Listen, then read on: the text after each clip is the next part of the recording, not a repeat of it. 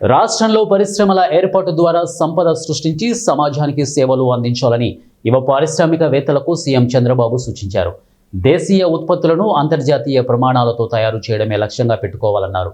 శనివారం CM camp కార్యాలయంలో entrepreneurs ఆర్గనైజేషన్కు చెందిన యువ పారిశ్రామికవేత్తలతో ముఖ్యమంత్రి సమావేశమయ్యారు. వివిధ రంగాలకు సంబంధించి రాష్ట్రంలో అపారమైన అవకాశాలున్నాయని తెలిపారు.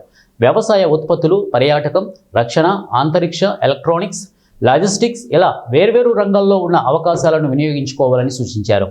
విశాఖలో గూగుల్ సంస్థ అతిపెద్ద డేటా సెంటర్ను ఏర్పాటు చేస్తోందని చంద్రబాబు తెలిపారు.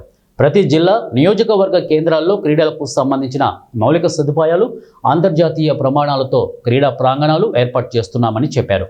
పరిశ్రమలకు అవసరమైన నైపుణ్యం ఉన్న యువతను తయారు చేసేందుకు మంత్రి నారా లోకేష్ కృషి చేస్తున్నారని తెలిపారు.